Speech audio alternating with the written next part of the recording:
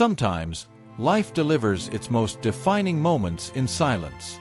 No fanfare, no spotlight, just a split-second pause where the world seems to hold its breath, waiting to see what kind of person you'll choose to be.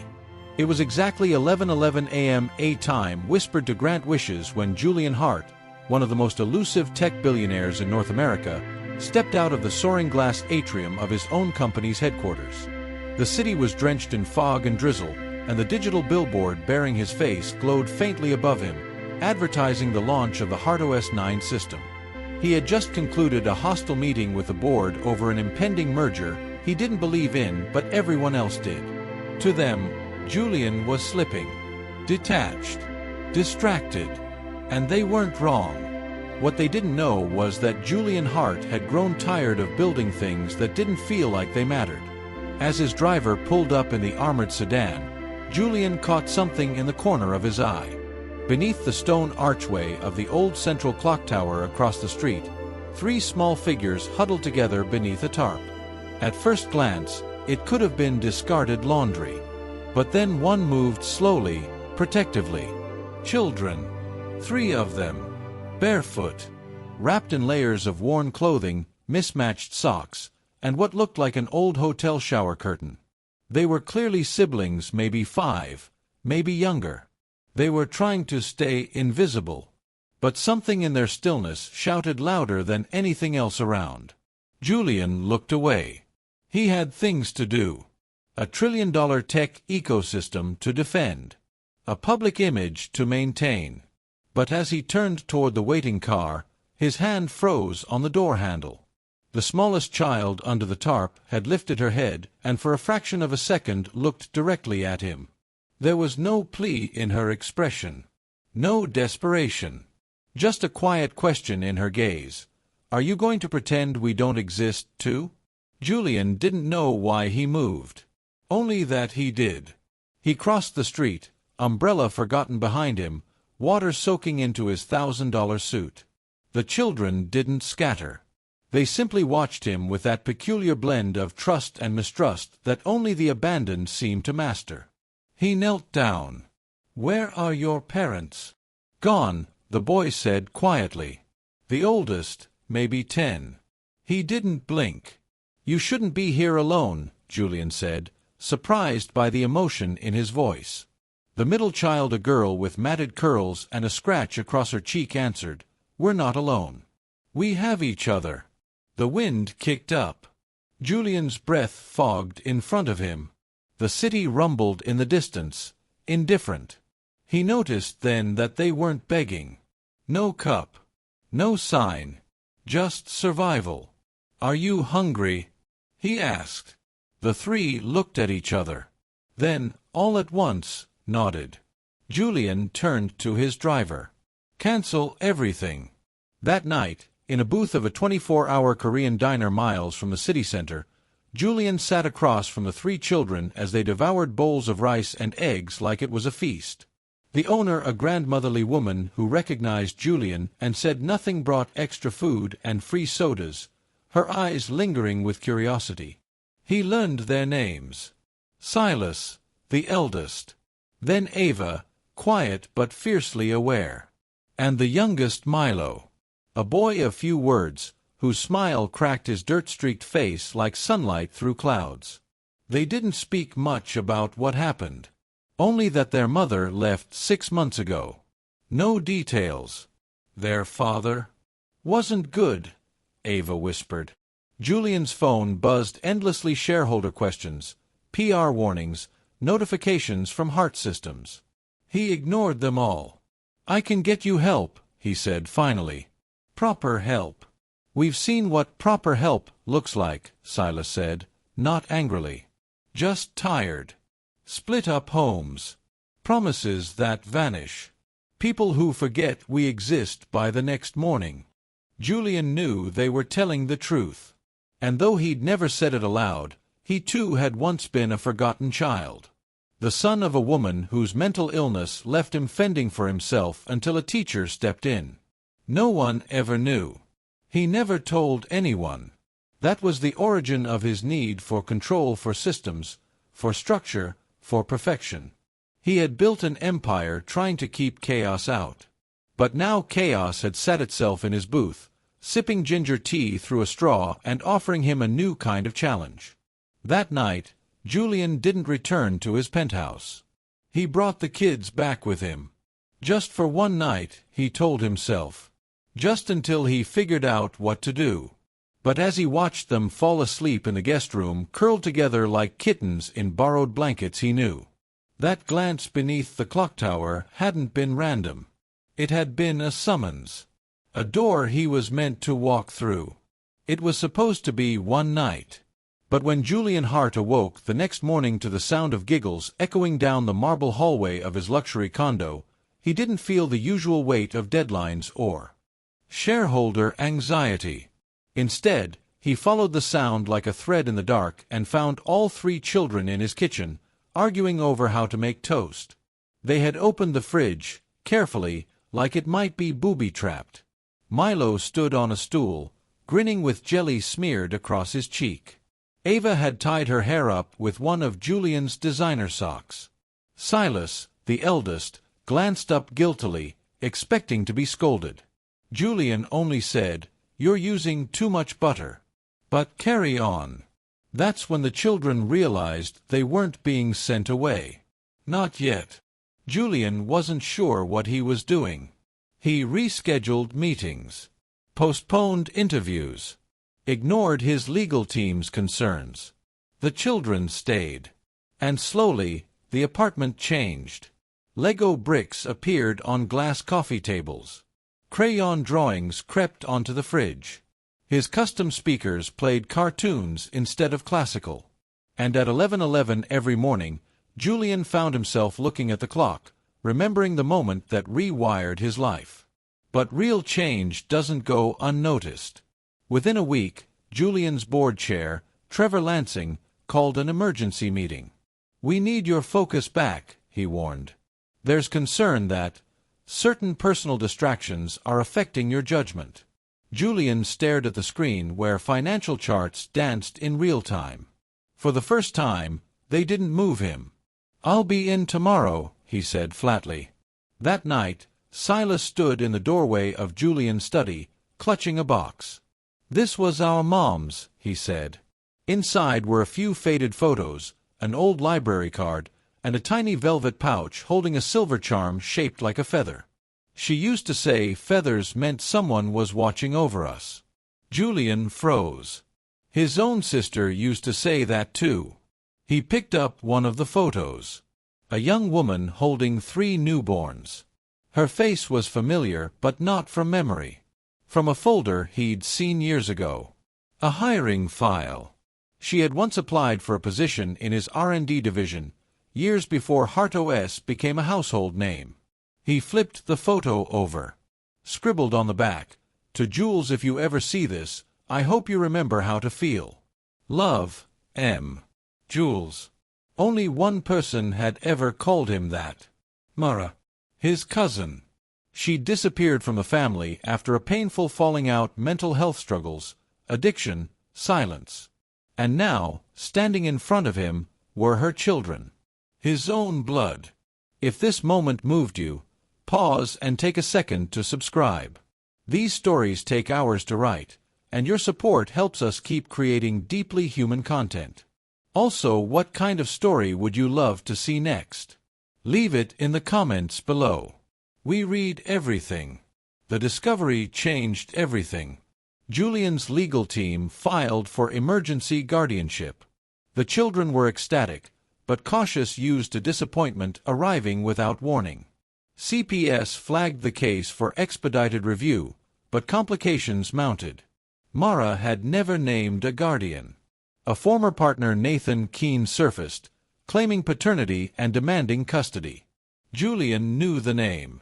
Keene had a history: white-collar fraud, multiple evictions, and suspected abuse. But without proof, his claims posed a threat. As pressure mounted, so did the public attention. The media pounced. Tech titan hides homeless children in penthouse. Hart's heirs. Shocking custody battle could derail Billionaire's empire. The board used the headlines as ammunition. Trevor called for a vote to temporarily remove Julian from his CEO position until stability could be restored. Investors began to waver. And behind it all, Keene gave interviews, spinning lies. Julian stood in front of the mirror the night before the court hearing. His tie hung loose around his neck. The silver feather charm sat beside his watch. He thought of Mara, her brilliance, her heartbreak, and the promise he never kept to reach out. Now, 3 children carried her legacy. He wouldn't fail them. The courtroom was quiet, not the kind of quiet that brings calm, but the kind that holds its breath. Julian sat beside Silas, Ava, and Milo, all dressed in navy blue suits that didn't quite fit, each clutching a drawing they had made, in case the judge wanted to know who they really were. Across the aisle sat Nathan Keene, sharp-suited and smug, his lawyer whispering strategy behind a stack of custody documents. Cameras waited outside. The media had turned this into a spectacle. But Julian wasn't thinking about headlines anymore. He was thinking about the way Silas gently helped his siblings into their seats. About the way Ava still refused to speak much, unless Milo was scared. About how, last night, all 3 had asked if he'd still visit them even if the court said he couldn't keep them. The judge, a woman with silver hair and tired eyes, read through the file slowly. "Mr. Hart, I've reviewed the documents, your financial records, psychological evaluation, and your emergency guardianship request. I've also reviewed Mr. Keene's submission, which includes claims of paternity. DNA tests were inconclusive, but admissible." She paused. "However, I've also received supplemental evidence." Julian's lawyer stood. "If it pleases the court, we'd like to enter the full audio recording of a conversation between Mr. Keene and an undercover investigator posing as a tabloid journalist. In it, Mr. Keene states, quote, 'I don't want the kids. I want the payout.'" The judge raised an eyebrow. "That's quite a statement." Julian didn't blink. He had heard the recording. Keene's voice, greedy and casual, describing the children as leverage. That had been the final push he needed to fight like he never had before, not for company control, but for their lives. The court recessed for 20 minutes. When it returned, the judge's tone had changed. "I have made my decision." Julian held his breath. Silas gripped his hand.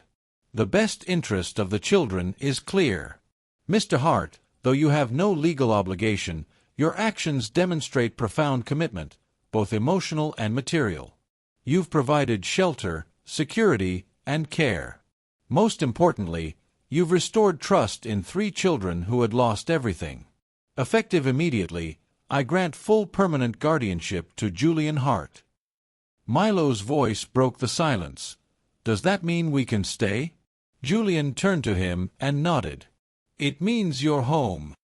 The courtroom didn't erupt in applause. This wasn't a movie, but the air changed. The judge smiled. Ava cried. And Julian, for the first time in a decade, felt something settle in his chest. Not adrenaline. Not triumph. Peace. Later, back at the apartment, Silas handed him a new drawing. It showed the 4 of them, Julian, the kids, and a large feather floating above their heads. "I added Mom," Silas said quietly. "She's the feather." Julian didn't speak. He couldn't. Weeks passed. Julian stepped down as CEO not under pressure, but by choice. He remained chairman, but handed daily operations to his longtime COO. The world was stunned. Analysts scrambled to make sense of it. But Julian had already made peace with what the markets couldn't measure. He moved the kids into a brownstone near Prospect Park. No more penthouse silence. Just breakfasts that ended in spilled milk, bedtime stories interrupted by questions about planets, and a growing collection of sidewalk chalk masterpieces on the front steps. One evening, as they walked back from the corner bookstore, Milo tugged on his coat sleeve. "Dad?" he asked. Julian stopped. "Yeah." Milo tilted his head. "You're not just helping us, are you?" Julian thought for a moment. "No," he said. "You're helping me. We hope this story touched your heart. If it did, share in the comments. What moment moved you most? What did you take away from Julian's journey? And if you believe stories like this deserve to be told, please subscribe and help us grow a space where love, justice, and second chances are celebrated. You're part of this community now. Thank you for being here." Julian didn't answer right away. The question was too honest, too big for something quick. The streets were quiet, the late spring breeze tugging at the corners of his coat. Milo kept walking beside him, hands deep in the pockets of his jacket, skipping every third step like it was a game only he understood. "You're not just helping us, are you?" Julian finally replied, "No, I'm not. I think you're helping me remember who I used to be, and who I'm still becoming." Milo didn't fully grasp the weight of the words, but he smiled. He reached for Julian's hand, and Julian let him take it. Back at the house, the twins had left a surprise on the kitchen table. A paper chain of cut-out feathers, each one labeled with things they said Julian had given back to their lives. Safety. A fridge full of food. Pajamas that matched. A night light. A laugh. A laugh. Julian stood over the table, unsure whether to laugh or cry. In the end, he did both. Quietly. That night, when the kids were finally asleep, Julian sat in the living room and opened a file folder he'd asked his attorney to prepare weeks ago, an adoption petition. He'd waited. Not because he was unsure of his feelings, but because he wanted the timing to belong to them. He wanted them to ask first. He wanted the decision to feel like their choice. And it came the next day. They were walking home from school. Ava, who rarely spoke in public, pulled at his sleeve. "Do you ever want to be a real dad?" she asked. Julian stopped mid-step. "I think I already am. Why do you ask?" Ava shrugged, then whispered, "Because we'd say yes." That evening, they all signed the petition together, each child carefully printing their name on the dotted line. Julian signed last. When it was done, Silas leaned over the document and blew gently, like it was a candle wish. "What did you wish for?" Julian asked. "That you'll still love us even when we mess things up." Julian smiled. "That's how you'll know it's real love, because I will." The hearing happened a month later. Less press this time. No drama. Just a quiet room and a judge who remembered the original custody battle. "You've made quite the transformation, Mr. Hart," she said. Julian didn't correct her. It didn't feel like transformation. It felt like return, like stepping back into something he was always meant for. The adoptions were finalized in under 20 minutes. But the impact would echo for decades. That night, they celebrated the only way that made sense, with pizza on the floor, movie marathons, and confetti. Silas insisted on making out of shredded newspaper. Julian didn't stop him. Somewhere between the second movie and the third spilled soda, Ava curled up beside him on the couch and said, "It feels like we were feathers just falling, and you were the ground." Julian looked at her. "No," he said. "I was falling too. I just happened to fall near you." The following year brought change and purpose. Julian launched a new foundation, named not after himself, but after Mara. The Mara Feather Foundation focused on supporting unhoused families, trauma recovery, and preventative foster care intervention. No press junkets. No publicity stunts. Just quiet, systemic action. The kids became involved too. Ava helped design the logo, an open hand with 3 small feathers in its palm. Milo made it his mission to collect happy socks to donate to shelters. And Silas, already becoming a leader in his school, began tutoring younger kids struggling with reading. Julian had traded stock options for story time, boardrooms for bedtime. The business still grew, but it no longer consumed him. He still advised, still innovated, but now from a place of clarity. What he built with his hands no longer mattered more than what he held with his heart. The final chapter of Keene's involvement came when he was arrested for wire fraud in a separate case. No one came to his defense. Not even the tabloids. Julian didn't celebrate, but he felt something release. Justice had arrived. Quietly. Unapologetically. 2 years later, on a late September afternoon, Julian stood in the wings of a local school auditorium as Silas stepped up to the microphone for his graduation speech. Julian expected something generic. But what Silas said stunned him. "When I was younger," Silas began, "I didn't think people like us mattered. I thought we were invisible like extras in someone else's movie." He paused, voice steady. "But someone saw us. Not because we were loud. Not because we asked. He just looked. And that changed everything." Julian stared down at the small paper in his hand. Silas had written this alone. He hadn't shown anyone. "He didn't just give us a roof," Silas continued. "He gave us a reason to believe in mornings again. In pancakes. In permission to laugh. In the idea that maybe, just maybe, love doesn't always arrive wrapped in the family you started with, but it can still be true." There wasn't a dry eye in the room. And Julian, he cried openly, without shame, because that speech wasn't just about the past. It was about everything that was still to come. Years passed not quickly, but quietly, like leaves turning on an old oak tree. Julian Hart no longer walked into skyscrapers with briefcases and urgency.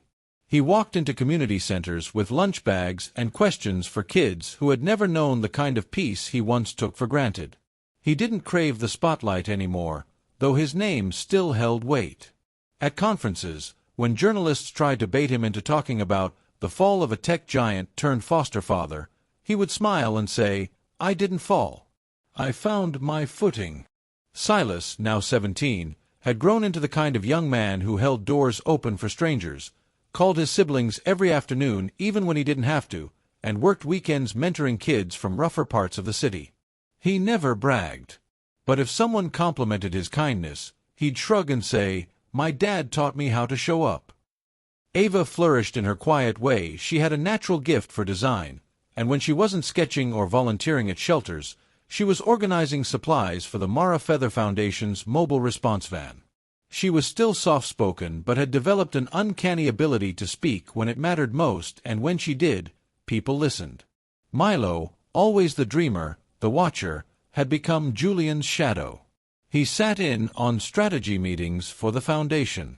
He loved numbers and patterns, but hated anything that made people feel small. He once told Julian, "I want to build things that don't hurt people," and Julian knew exactly what he meant. One afternoon, years after the adoption papers had been signed and the media had moved on, Julian received an envelope in the mail. Handwritten.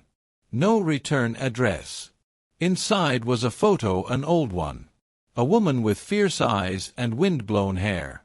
Mara, his cousin, holding her newborns in a hospital bed, a half-smile on her face. On the back she'd written, "If anything happens, tell them I loved them." All three. Every heartbeat. Julian stared at it for a long time. Then, with trembling hands, he placed it in a frame and set it on the fireplace mantel between a framed feather cutout made by Milo and a drawing of their house from Ava. That night, after dinner, he called the kids into the living room and handed them the photo. "She was brave," Julian said. "And I think she knew this moment might come. She trusted the world would send someone to finish what she started." Silas nodded slowly. "And the world sent you." Julian didn't respond, but his eyes did. His silence wasn't empty. It was full. In the years that followed, the Mara Feather Foundation expanded beyond the city. New chapters opened in 5 states. The model was simple but radical: support at the roots.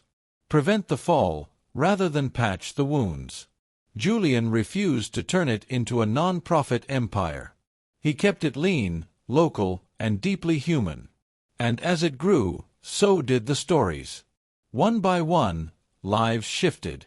A teenage girl rescued from a trafficking ring was now studying law. A former runaway had opened his own barbershop.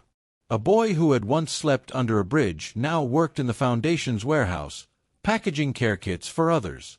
They all shared a thread of feather tucked into a box, a card, a backpack pocket.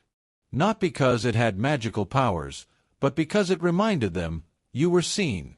On the 10th anniversary of the Foundation, Julian stood in the back of the auditorium during the annual benefit gala. He never liked being on stage, but tonight, he'd been asked to speak last. Before he could be called up, a surprise announcement took place. Silas, Ava, and Milo came on stage, each holding a microphone. "We were once a story," Silas began. "A story people read in headlines. But we're more than that. We were statistics," Ava added, "until someone chose to see us as people." Milo stepped forward. "So tonight, we're changing the name of the Maine Children's Scholarship Program. It's no longer the Heart Seed Grant. It's the Julian Promise Fund. Because our father didn't just promise to help. He kept showing up. Every single day." Julian stood frozen in the back, his throat tight. The audience rose in applause. He hadn't known. As he walked to the stage moments later, he didn't speak right away. He simply looked out at the room, at all the faces once overlooked, now shining with potential. "I used to believe legacy was about what you built," he said finally. "The buildings, the code, the headlines. But it's not." He turned slightly, facing his children. "Legacy is who you build. And I got lucky. Because I got to build a home out of 3 children who were brave enough to let me in." The next morning, long after the gala lights had dimmed and guests had gone home, Julian sat on the porch with Milo. The boy the man was sipping coffee, still not used to the taste. "You know," Milo said, "I used to think feathers fell when something died." Julian raised an eyebrow. "And now?" Milo smiled softly. "Now I think they fall when someone gets found." Julian looked out at the early light washing over the trees, the birds rustling in the hedges, the faint laughter of Ava and Silas coming from the kitchen. He thought of his cousin Mara, of her boys, of the moment under that clock tower, the rain, the look in a child's eyes that said, "Are you going to pretend we don't exist, too?" And he whispered, mostly to himself, "Then may we keep finding the fallen, and reminding them they're worth catching." The fall morning was crisp, the kind of quiet that settles like a prayer on the skin. Julian stood by the window of his home office, now stripped of its executive coldness and softened with signs of life, handwritten notes, mismatched mugs, a crooked feather mobile Ava had insisted on keeping. The early light danced on the hardwood floors, and with it came the awareness of time. 2 years had passed since the courtroom finalized the adoption. 2 years since he officially became their father. But Julian had learned something unexpected about fatherhood. It's not a title signed by a judge. It's a decision you make every morning, to stay. He watched as the kids rushed around downstairs, preparing for a community event they had organized themselves. Silas was loading posters into the car. Ava checked the attendance list. Milo folded donation T-shirts with comical precision. Julian didn't need to supervise anymore. They had grown, and now they led. Later that day, they gathered under a white tent in a small park downtown. The event was for youth transitioning out of foster care. Some attendees were barely older than Milo. Others were already hardened by a system that had failed them repeatedly. Julian gave his seat to a boy who hadn't spoken all day and stood in the back, listening as Ava took the mic. "My name is Ava Hart," she said. "And for most of my life, I didn't talk much. I thought. Silence protected me. But I've learned that silence can also trap you in someone else's idea of who you are. And today, I want to say this, you matter. Even if no one said it to you yet." Somewhere, a feather drifted from the sky. Julian noticed it before anyone else. It landed beside the boy he'd given his seat to. The boy picked it up slowly, as if afraid it would vanish. He didn't speak, but he didn't let go. Months passed. The kids were preparing for college applications now. Julian found himself buried in essays, financial aid forms, and emotional flashbacks. Silas wanted to major in social work. Ava in visual communication. Milo, undecided, leaned toward social entrepreneurship. None of their interests revolved around wealth, but all of them circled back to impact. One day, Silas asked to change his name legally to Hart Bennett. "You gave us your heart," he said. "But I want to carry your name too." Julian had to step out of the room. The paperwork was filed by the end of the week. At their high school's senior legacy assembly, each student shared something they'd leave behind. Silas said, "I leave behind the idea that success is measured in trophies. It's measured in how many people you helped stand." Ava said, "I leave behind fear, and the quiet version of myself." Milo paused longest, then said, "I leave behind the question, am I worth it? Because the answer is yes. And if you're asking, it's yes for you too."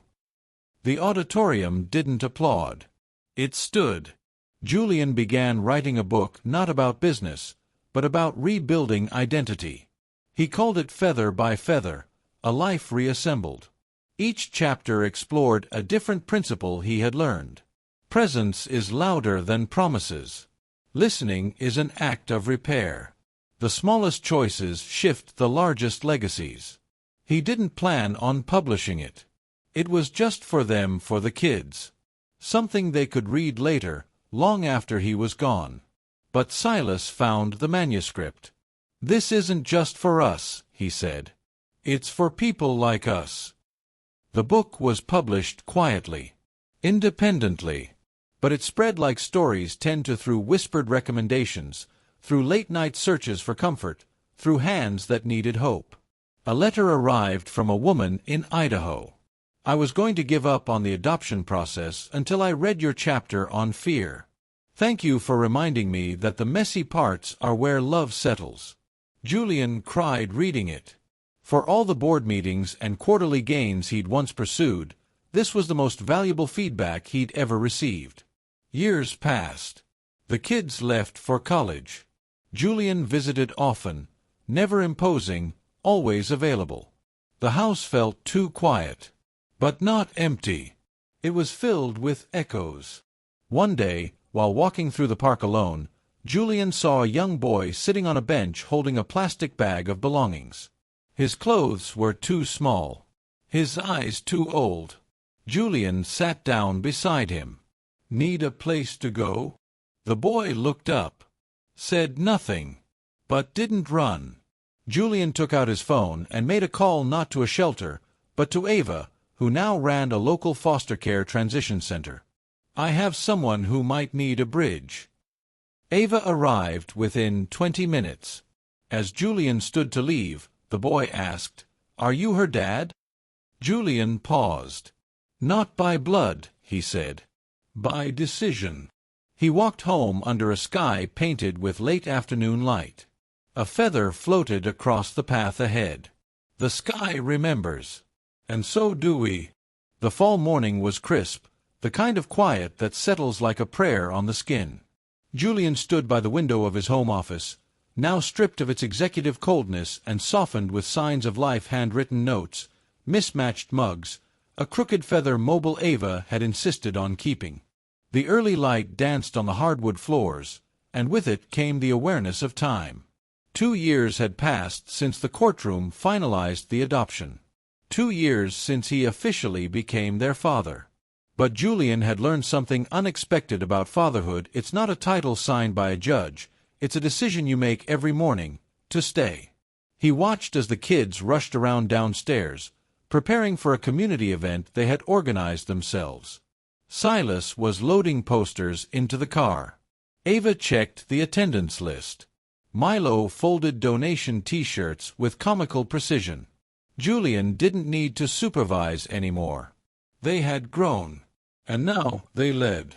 Later that day, they gathered under a white tent in a small park downtown. The event was for youth transitioning out of foster care. Some attendees were barely older than Milo.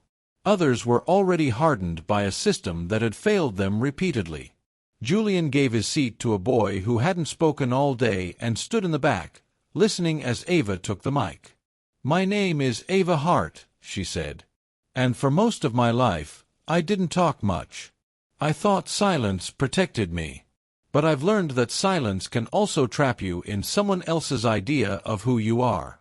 And today I want to say this: you matter. Even if no one's said it to you yet." Somewhere, a feather drifted from the sky. Julian noticed it before anyone else. It landed beside the boy he'd given his seat to. The boy picked it up slowly, as if afraid it would vanish. He didn't speak. But he didn't let go. Winter came like a whisper that year. With the kids away at college, the house felt oddly still. It wasn't lonely. Julian had long made peace with solitude, but the absence of laughter, of footsteps, of daily chaos, created a hollow he didn't expect. He spent the early mornings volunteering at the downtown shelter and the evenings compiling memories into journals, one for each child. Not as keepsakes, but as maps. He wrote about their first week under his roof, the messes they made, the fears they voiced at night, the invisible growth that had taken root slowly, like frost hardening into beauty. One night, while watching old videos on his laptop, Julian paused on a frame Ava's 10th birthday. She was laughing, chocolate cake on her nose, and in the background, Julian could hear himself singing. It was off-key, unapologetic, real. He'd never realized before how much of his old self he'd left behind, and how much better the new version had become. A letter arrived that week from a boy he once mentored at the foundation. "You probably don't remember me," it read, "but you asked me once what I liked to draw. No one had asked before. Now I study architecture, because someone saw me before I knew how." Julian smiled and folded the letter into a frame. This was enough. This was legacy. Spring brought everyone home again, at least for a while. Silas had a break between semesters and came back to help expand the shelter's weekend programs. Ava returned with stories from her design internship and a sketchbook full of branding ideas for the foundation. Milo brought someone new. "Dad," he said one night at dinner, "this is Ezra." Ezra was quiet at first, but thoughtful. An education major with gentle eyes and a way of speaking that felt like music. Julian didn't need to ask many questions. He could tell by the way Ezra treated Milo with both curiosity and calm that his son was loved. One morning, Julian and Ezra found themselves alone in the kitchen.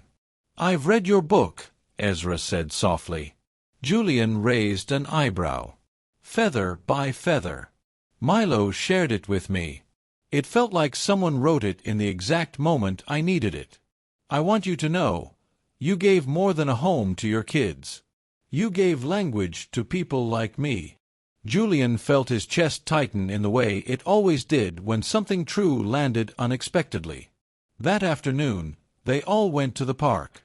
The same one where the first feather had fallen beside that silent boy. This time, they brought baskets of supplies, blank sketchpads, pencils, snacks, and set up a station for any child who wanted to draw or simply be seen. More than 30 kids showed up. A few drew feathers. Some drew home. Years passed like chapters now.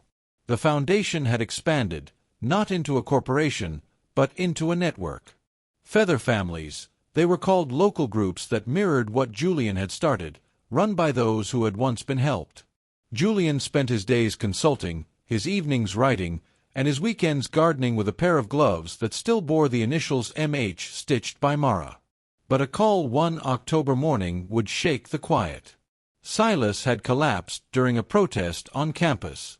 Dehydration, exhaustion, but it revealed something more, a heart condition, genetic and previously undetected. Julian flew to him overnight.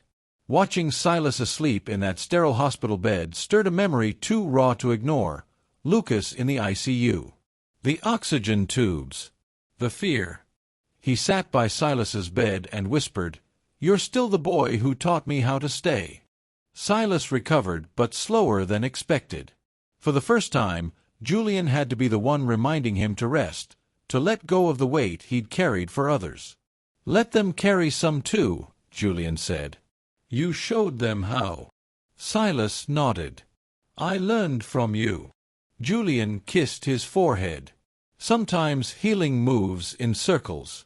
Sometimes love comes back wearing the face you once protected. Julian's hair had gone fully silver. His hands moved slower. But his eyes, they still sparked.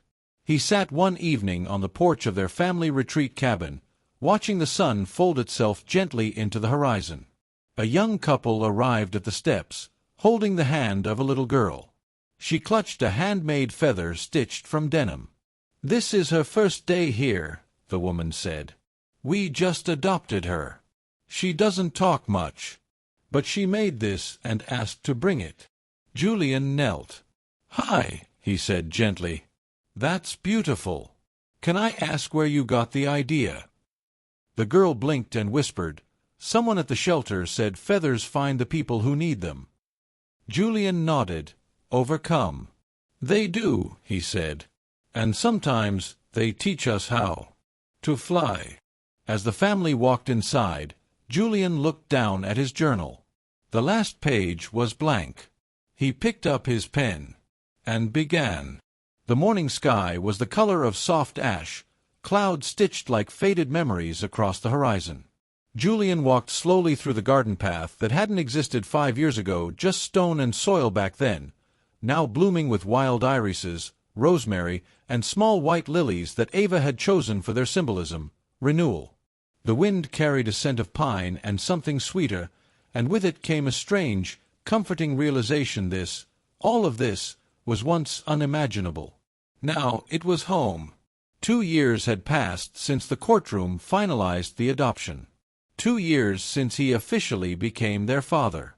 But Julian had learned something unexpected about fatherhood. It's not a title signed by a judge. It's a decision you make every morning, to stay. He watched as the kids rushed around downstairs, preparing for a community event they had organized themselves. Silas was loading posters into the car. Ava checked the attendance list. Milo folded donation T-shirts with comical precision. Julian didn't need to supervise anymore. They had grown, and now they led. Later that day, they gathered under a white tent in a small park downtown. The event was for youth transitioning out of foster care. Some attendees were barely older than Milo.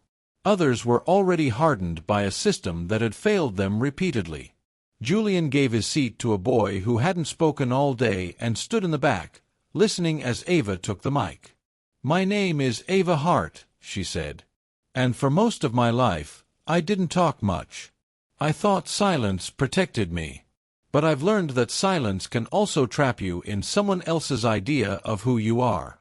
And today, I want to say this: you matter. Even if no one said it to you yet." Somewhere, a feather drifted from the sky. Julian noticed it before anyone else. It landed beside the boy he'd given his seat to. The boy picked it up slowly, as if afraid it would vanish.